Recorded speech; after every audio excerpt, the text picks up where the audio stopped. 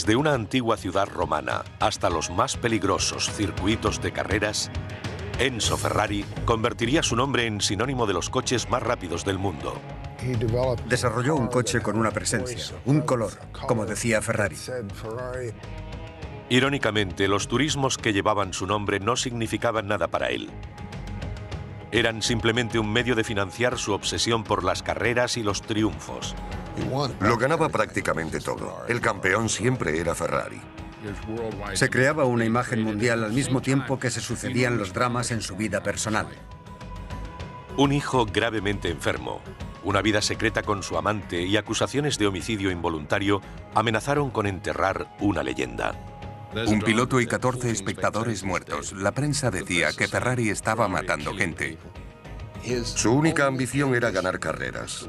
Ese era su principal objetivo y no permitía que nada se interpusiera en su camino.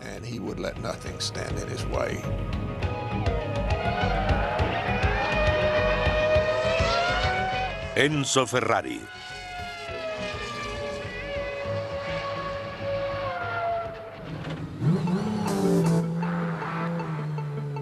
Esto es lo que conocemos hoy por Ferrari.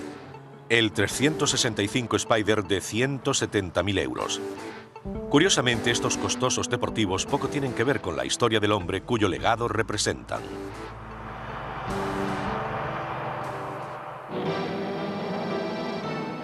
Comenzaba el siglo XX.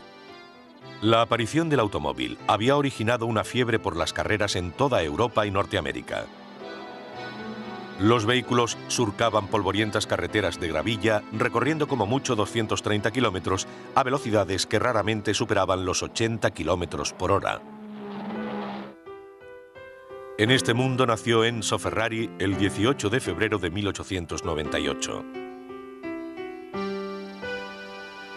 La residencia familiar estaba en el Valle del Po, en el norte de Italia, una tierra salpicada de granjas centenarias y viñedos, famosa por su vino lambrusco y el vinagre balsámico.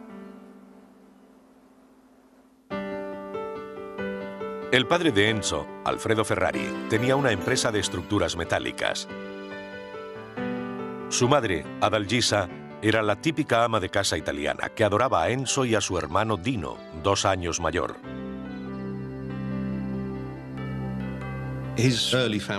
Sus primeros años fueron muy felices. Respetaba a su padre y adoraba y admiraba a su hermano mayor.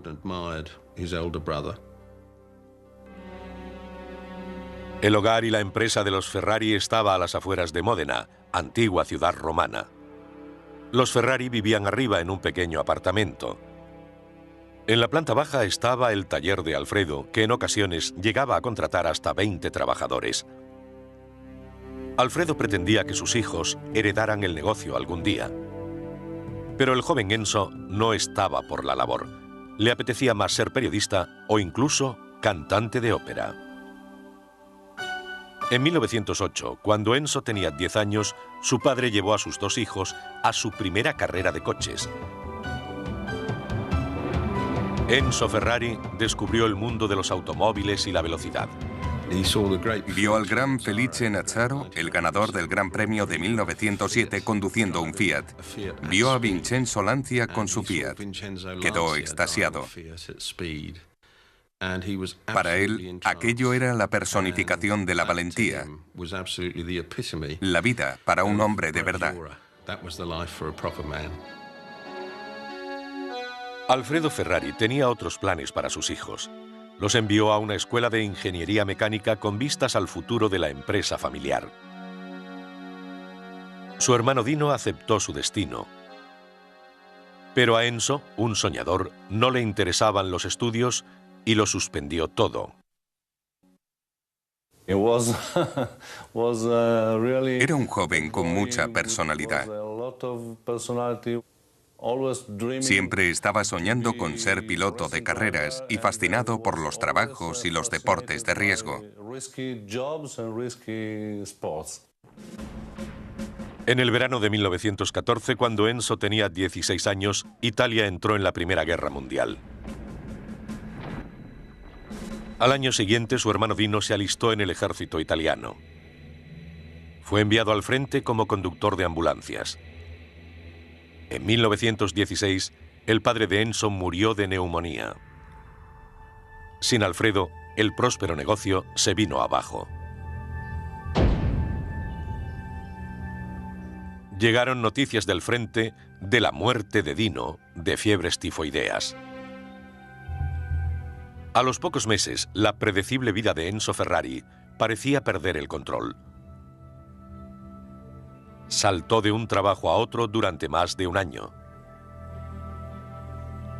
En 1917 fue reclutado por el ejército. Se presentó a sus superiores como un hábil mecánico. Poco impresionados por sus aptitudes, le destinaron a herrar mulas. Provenía de un ambiente humilde y no le tomaron en serio. No tenía privilegios, títulos ni contactos familiares que le permitieran ser otra cosa que un simple soldado. Enzo contrajo pleuresía, una enfermedad a menudo mortal en la época. Fue trasladado a una residencia de desahuciados en Bolonia para dejarle morir junto a otros enfermos en su misma situación. Por suerte o por valor, logró sobrevivir. Licenciado en 1918 con 20 años, Ferrari era un joven roto física, mental y emocionalmente. La guerra terminó al año siguiente, pero Italia estaba en crisis. Benito Mussolini y sus camisas negras fascistas tomaron el poder en medio del caos y la desilusión. Enzo Ferrari parecía poco interesado en la política de su país. Su única preocupación era recuperar las fuerzas perdidas durante la enfermedad y continuar de alguna forma con su vida. Consiguió una carta de recomendación del coronel de su regimiento. Con ella en mano, se dirigió a Turín, el centro de la industria automovilística italiana. Solicitó trabajo en una de las empresas más importantes, la Fiat, gigante del sector de fabricación, propiedad de la acaudalada familia Agnelli. Presentó orgulloso su carta de recomendación, pero para el ingeniero de Fiat que habló con él no significó nada. Le dijeron que la ciudad estaba llena de veteranos de guerra en paro. No había trabajo. En su autobiografía cuenta cómo se sentó en el banco de un parque de Turín, desempleado, perdido, sin familia, con su padre y su hermano muertos. Sin trabajo, sin esperanzas, completamente desesperado. Se sentó en el banco y se echó a llorar. Enzo Ferrari no era un hombre que asimilara fácilmente el rechazo. La pena y la vergüenza ante la negativa de la Fiat se convirtieron en ira. Aunque parezca exagerado, Ferrari juró venganza contra la Fiat y los Agnelli, y encontraría una forma de hacérselo pagar.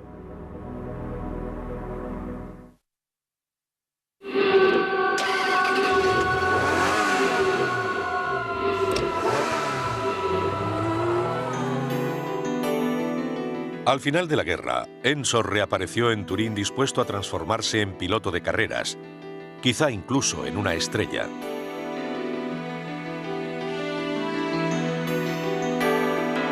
Había sobrevivido a una grave enfermedad y sufrido el rechazo de la empresa líder de la zona. Pero se negaba a rendirse. A Ferrari le gustaba la guerra, la competición. Le entusiasmaba competir. Le gustaba la lucha diaria. Le admiro porque siempre respondía a la batalla, siempre estaba dispuesto a luchar. Ferrari eligió como campo de batalla el mundo de los coches veloces. Hasta ese momento, los usados para las carreras eran turismos modificados. La nueva tecnología aplicada en aviones, tanques y camiones durante la guerra estaba siendo probada en coches especialmente diseñados para carreras. Y todo eso se hacía en Turín. Había un conocido restaurante en el centro de Turín, frecuentado por gente del motor y de la industria. Empezó a establecer contactos y se hizo muy amigo de un piloto de pruebas e ingeniero llamado Ugo Sivocci. Sibocci le consiguió trabajo en uno de los pequeños fabricantes, CMN, situado en Milán, a 130 kilómetros de Turín. Ferrari se compró allí su primer coche, un Alfa Romeo usado con el que pudo competir.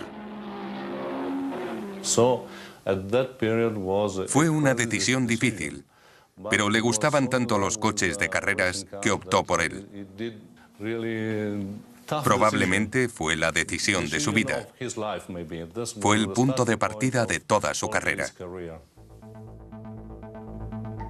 Tras ver a Sibocci y Ferrari en varias carreras locales, el director del equipo Alfa Romeo les dio la oportunidad de competir con sus coches. Corrió en muchas pruebas de 1920 a 1924, pero eran carreras pequeñas, subidas a colinas, rallies y pequeños circuitos. Nunca logró obtener el reconocimiento que quería y con el que soñaba. Ferrari necesitaba encontrar otras formas de aumentar sus ingresos y su prestigio. Convenció a Alfa Romeo de que le contratara como comercial, vendiendo sus coches a clientes privados y entregándoselos personalmente. Durante esa época conoció a Laura Domenica Gorella, una misteriosa mujer de 21 años que rondaba por los cafés y restaurantes frecuentados por gente del mundo de las carreras. Se convirtió en una especie de eminencia en la historia de Ferrari. Algunos dicen que pertenecía a una acaudalada familia y otros todo lo contrario. Es decir, que era una joven que trabajaba la calle en Turín. La vida de Laura antes de Enzo es un misterio. Se sabe que ella y Ferrari recorrieron los circuitos de carreras como pareja y puede que incluso vivieran juntos varios años. En 1923 se casaron en una íntima ceremonia católica. A los pocos meses de su matrimonio, Enzo reanudó su vida en el ambiente de las carreras de la época. Según sus viejos amigos, Ferrari era incorregible con las mujeres. ¿Por qué no le iban a gustar las mujeres, especialmente si eran bellas? Me molestan este tipo de preguntas. Claro que le gustaban las mujeres y cuanto más guapas, más le gustaban. Enzo y Laura se llevaron mal desde el principio y sus vidas se complicaron aún más cuando la madre de Enzo se fue a vivir con ellos. Adalgisa y Laura se despreciaban mutuamente. Las dos mujeres se peleaban abiertamente con Enzo en medio haciendo de árbitro. Yo vi a la señora Ferrari en cierta ocasión. Era una mujer pequeña, pero fornida. Recuerdo que cuando llamaba a su hijo era la única mujer capaz de hacerle acudir. Enzo escapaba del infierno de su casa volcándose en el trabajo.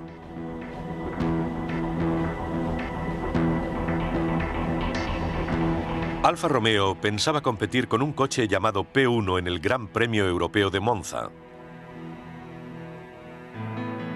Enzo logró convencer a Luigi Bazzi, uno de los mejores técnicos en motores, para que dejara la Fiat y trabajara con él en el coche. Ferrari, Ugo Sibocci, Luigi Bazzi y el equipo Alfa llegaron con un solo día de antelación al Gran Premio de Monza.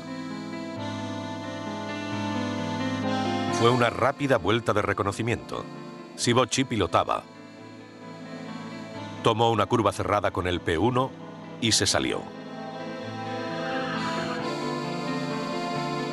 Sibocci murió. Ferrari quedó desolado por la muerte de su amigo, el hombre que le había ayudado a introducirse en el deporte del motor. El P1 había fracasado y necesitaba modificaciones. Por sugerencia de Bazzi, Ferrari contrató a otro técnico de la Fiat. Vittorio Jano tenía reputación de genio de la mecánica.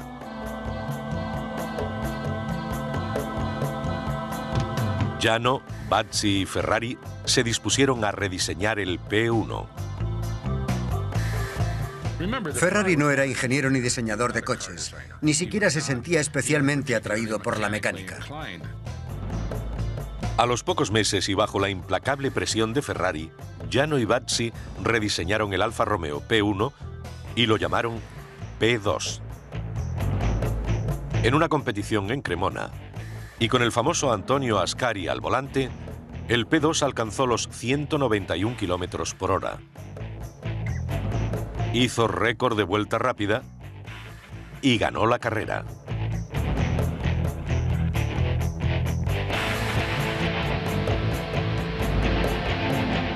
La victoria de Ferrari fue el comienzo de una buena racha que apartó para siempre a la Fiat y a la familia Agnelli de la competición.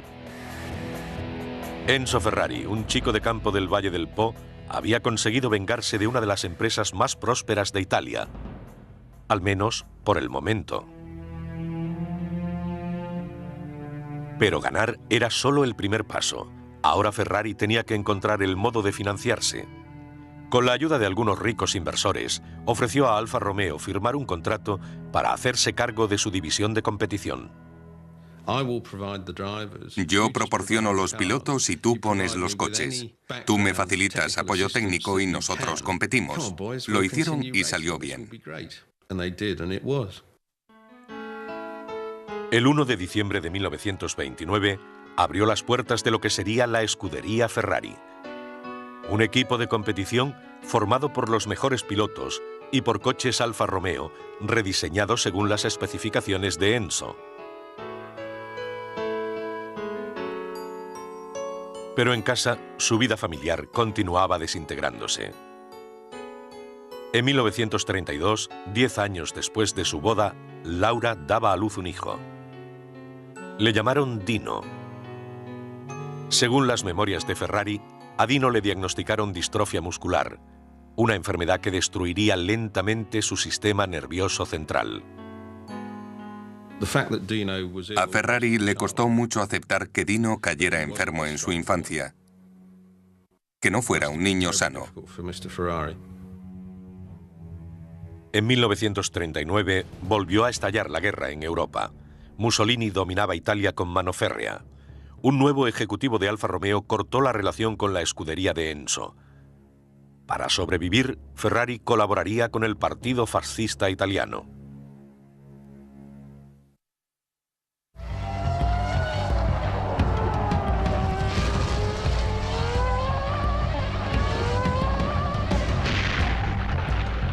Año 1940. La Segunda Guerra Mundial sembraba destrucción por toda Europa. La economía italiana luchaba por mantenerse a flote. Las carreras de coches se suspendieron indefinidamente. La escudería Ferrari se quedó sin trabajo. Para sobrevivir, Enzo transformó la vieja escudería en una fábrica que producía material bélico para el gobierno fascista italiano.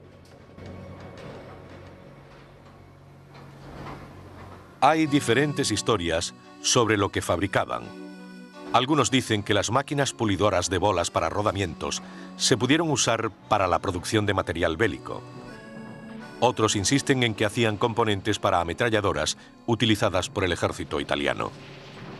Se dejó llevar por la corriente, como tantos otros. No creo que fuera un miembro convencido del partido. Solo había una causa que le entusiasmaba: todo aquello que fuera bueno para Ferrari. El gobierno ordenó el traslado de la factoría para protegerla de los bombardeos aliados. Eligió Maranello, una ciudad a 15 kilómetros de distancia.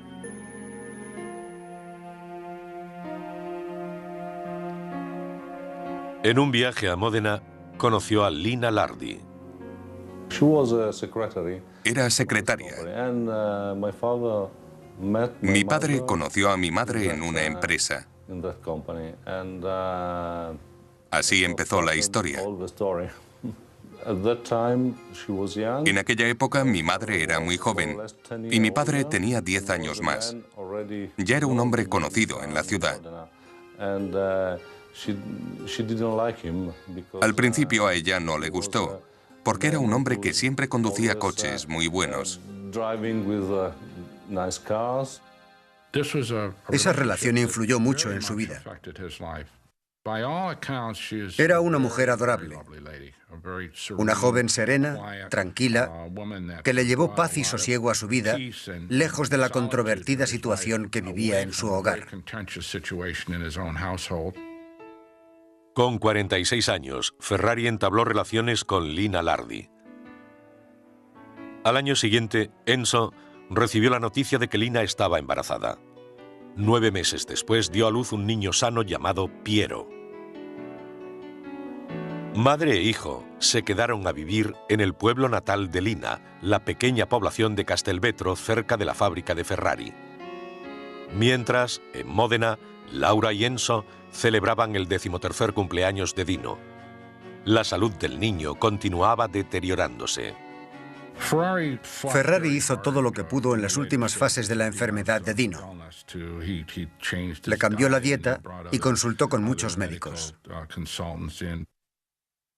Me mandó fuera del país a comprar medicinas para el pobre Dino. Cuando llegué a la frontera, parecía un contrabandista de medicamentos. Llevaba demasiados y los aduaneros me pusieron pegas para dejarme pasar. Cuando les dije que eran para el hijo de Ferrari, me dejaron cruzar. Pero al principio querían confiscármelo todo.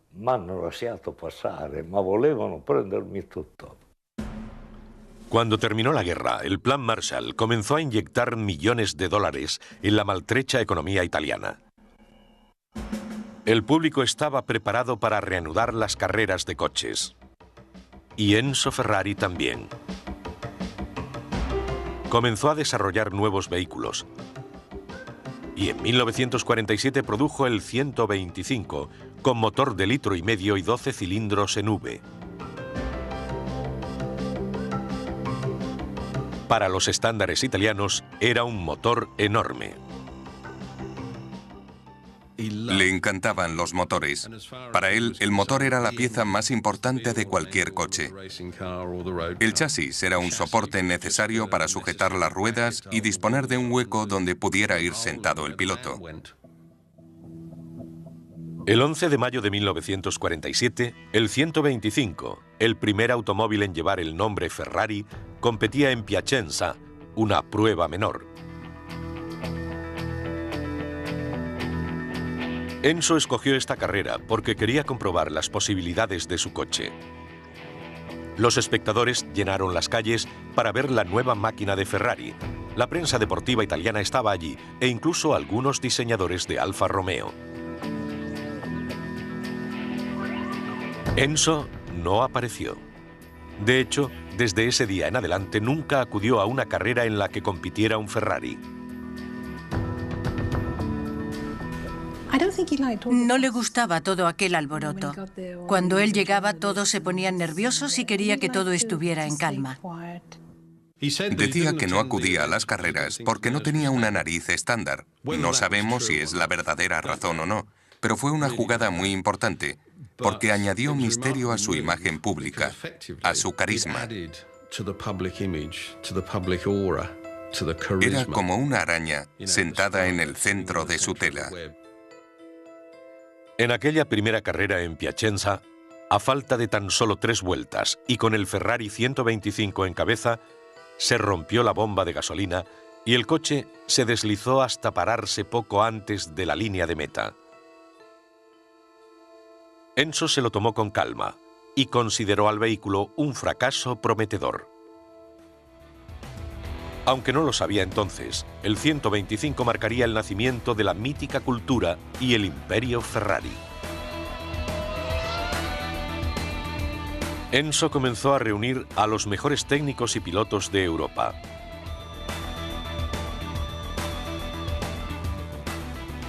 Desarrollaría algunos de los coches más rápidos que el mundo hubiera visto nunca.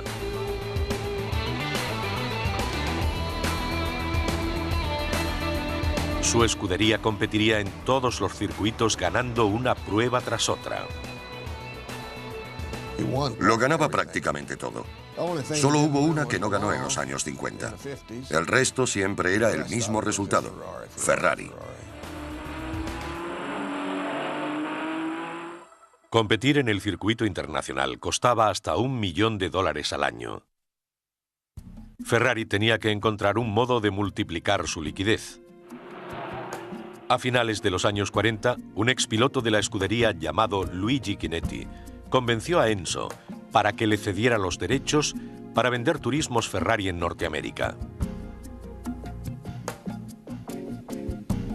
Irían equipados con chasis y motores adaptados al uso para la carretera. Ferrari no tenía ningún interés por los turismos. Solo eran un medio de financiar su negocio de coches de carreras. Ferrari se habría conformado con hacer coches de carreras y vivir de eso. Fuera del negocio, Enzo mantenía 2 familias, a solo 30 kilómetros una de otra. Algunas noches cenaba con Laura y Dino en Módena, otras las pasaba con Lina y Piero en Castelvetro. Pasaba mucho tiempo con Lina. Parece ser que adoraba al niño. Llevó esa doble vida durante mucho tiempo. No parecía complicarle demasiado su actividad laboral. Ferrari llevó esta doble vida durante 10 años. El 30 de junio de 1956, con 24 años, Dino moría en su casa de Módena. Ferrari intentó controlar sus emociones. Desde entonces, Enzo visitaría la tumba de Dino todas las mañanas antes de ir a trabajar. Honró la memoria de su hijo con el Ferrari Dino, el coche que el joven ayudó a diseñar. A partir de ese día, todos los Ferrari de 6 cilindros y algunos de 8 llevarían el nombre de Dino.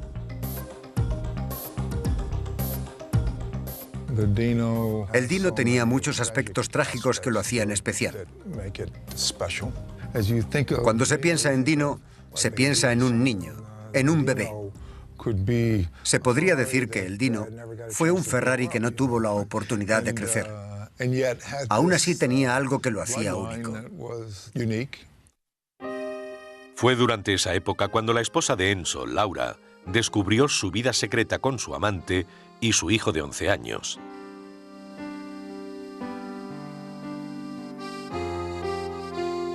Debió ser muy difícil para él. Pero tuvo que ser mucho peor para Laura, porque perdió el control. Siempre había sido una mujer muy vehemente, según contaban. Pero la ira, el enfado y la rabia se multiplicaron, crecieron.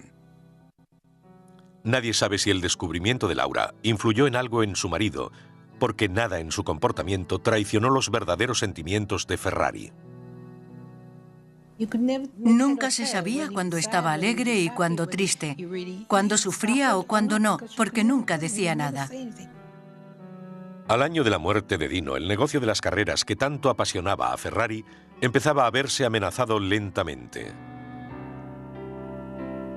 Habría accidentes mortales en la pista. Sería acusado de homicidio sin premeditación, cargos que amenazaron con enterrar la leyenda.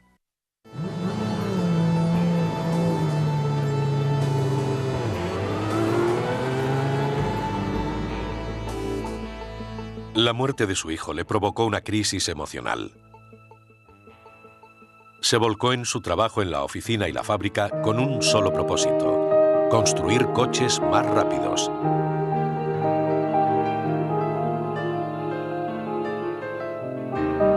Corría el año 1957.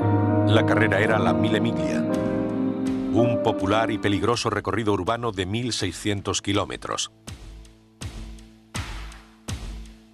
5 Ferrari estaban entre los 293 participantes. Había reunido a un grupo de pilotos estrella, incluido Alfonso Portazgo, convocado en el último minuto. Alfonso de Portazgo era un español apasionado, noble, un clásico piloto de Ferrari que conducía por puro amor al deporte.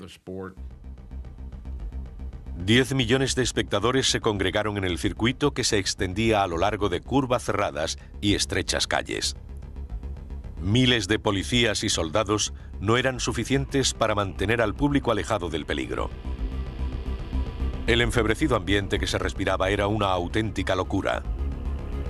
Y a los italianos les encantaba. Portazgo le dijo a un amigo que no quería participar en la Mille Miglia porque era demasiado peligroso. Ningún piloto podía conocerse todas las curvas ni las condiciones del recorrido.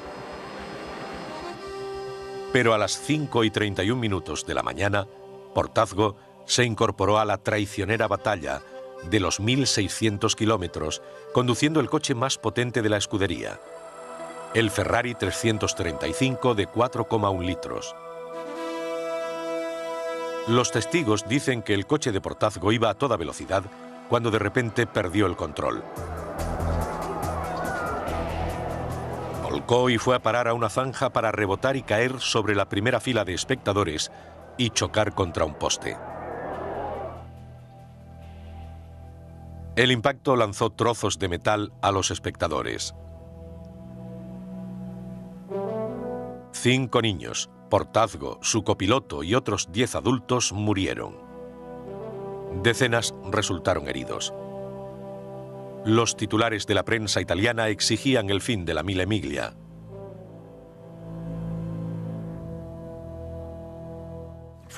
Ferrari fue acusado de homicidio sin premeditación por usar neumáticos que no soportaban esas velocidades. Pero aquello era una tontería porque había otros 4 Ferrari en carrera con los mismos neumáticos. Entre ellos, el del ganador, Piero Trophy. Pero el juicio se prolongó a lo largo de varios años y afectó mucho económicamente a Ferrari y también a su reputación. Tuvieron que pasar 4 años de vistas y apelaciones para que se retiraran los cargos. Pero en 1961, durante el Gran Premio de Italia, ocurrió otra tragedia en el circuito. Phil Hill y Wolfgang von Trips luchaban mano a mano por el campeonato del mundo de Fórmula 1 en el Gran Premio de Monza.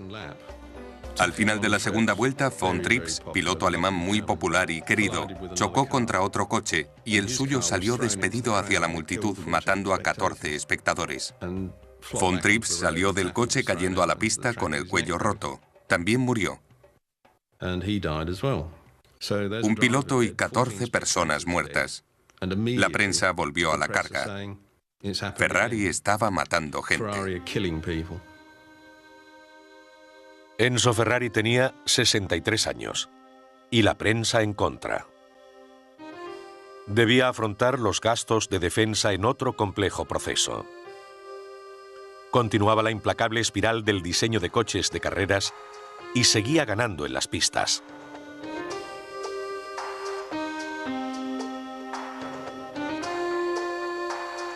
Pero incluso eso estaba a punto de cambiar. La Ford, después de ser rechazada su puja para comprar Ferrari, decidió batirle en los circuitos.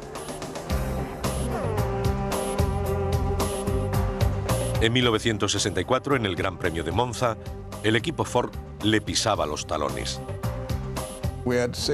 Teníamos 6 Daytona Coupé para Monza, muy superiores a los GTO.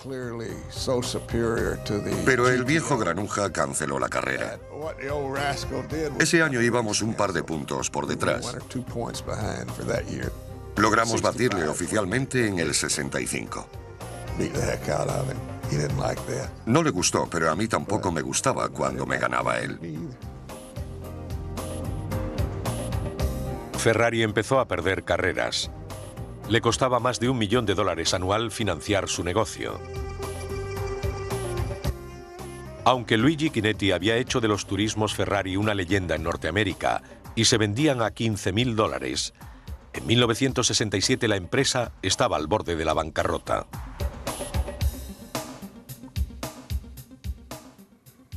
Se vio obligado a reducir su querido programa de carreras, que era lo que realmente le interesaba.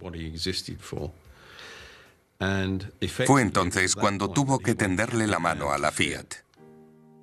Sin más recursos disponibles, Ferrari solo tenía una opción: acercarse a sus viejos rivales, la familia Agnelli, en busca de ayuda económica. Los Agnelli le pagaron 11 millones de dólares por la empresa. Permitieron que conservara la línea de coches de carreras, mientras la Fiat se encargaba de la fabricación de turismos. Se producirían en serie.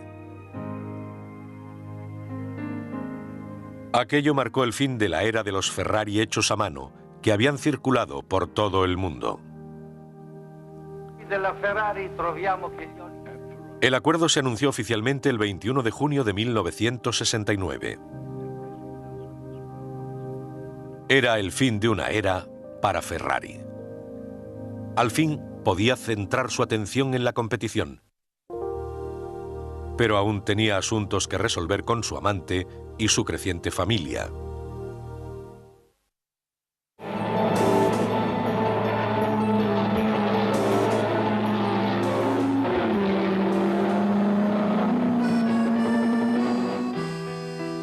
En 1969, Enzo tenía 71 años y seguía al frente del programa de carreras de Ferrari. Su madre había muerto. Su único hijo, Piero, se había casado. Había empezado a trabajar en la escudería para aprender el negocio de su padre. Era mucho más de lo que la anciana esposa de Enzo podía tolerar. Mucha gente me ha contado que Laura llegaba y aporreaba la puerta preguntando por el bastardo. Ella sabía que estaba allí. Piero tenía que esconderse o salir corriendo. Debió ser horrible para él. Enzo comenzaba a disfrutar de su familia. Piero y su esposa, Floriana, tenían una niña, Antonella, la única nieta de Enzo, quien se convirtió en un cariñoso abuelo.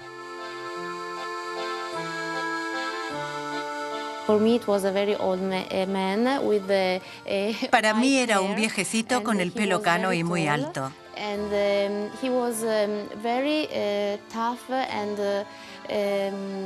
Era muy fuerte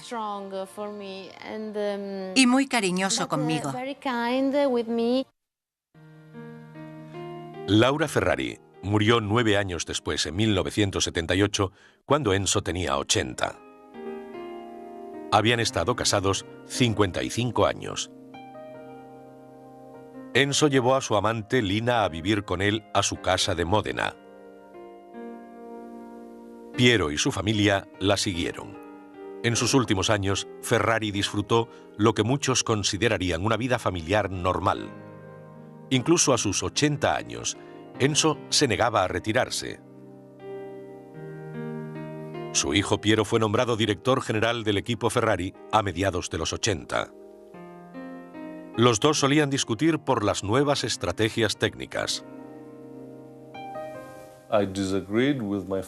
Yo no estaba de acuerdo con mi padre en la elección de algunos diseñadores o ingenieros, pero el 99% de las veces ganaba él. A mí me gusta cambiar impresiones, no pelear. En eso soy muy diferente a mi padre. Para él todo era o blanco o negro, sí o no. Ferrari pasaba el tiempo recordando los días de gloria con sus viejos amigos. Los almuerzos de los sábados se convirtieron en un ritual para el anciano Enzo, especialmente con Sergio Scaglietti, un diseñador de coches de su época de Módena. Hablábamos de todo, pero nunca de trabajo. Contábamos chistes, discutíamos quién había hecho una cosa, quién otra. En el último año de su vida, empezó a sufrir dolorosos problemas de riñón. Cuando el Papa hizo un viaje a Maranello para presentarle sus respetos, algo extraordinario, Ferrari estaba demasiado enfermo para recibirlo en persona. En julio de 1988, Enzo empezó a irse lentamente. Permaneció en cama en su hogar de Módena, atendido por Piero y Floriana.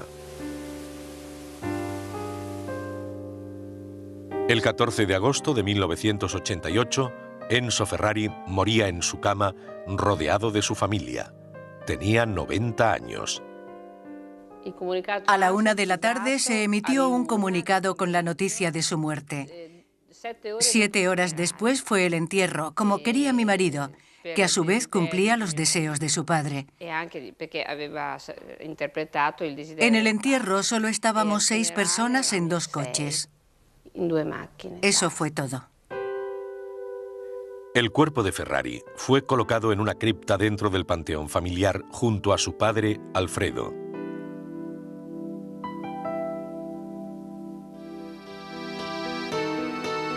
La vida de Enzo Ferrari es la historia de las carreras de coches, al menos durante el siglo XX. Desde sus humildes orígenes en el Valle del Po hasta el imperio que levantó, Enzo Ferrari será recordado como el último gran titán de una industria que ayudó a crear. En sus 40 años de dirección, desde 1947 a 1988, consiguió el podio en más de 5.000 carreras en todo el mundo. 12 años después de la muerte de Enzo, el piloto Michael Schumacher consiguió su 4º título mundial en un Ferrari. Una carrera prácticamente imparable hasta el día de hoy. Ahora los deportivos que Ferrari desdeñó se venden a $500,000. Recordaremos a mi padre por ser una persona fuerte en su trabajo. Siempre tenía nuevos retos. Siempre hacía algo nuevo cada año. Cada coche nuevo era un desafío. Pasará a la historia como el hombre con mayúsculas. Fue la persona que más influyó en el mundo de la Fórmula 1.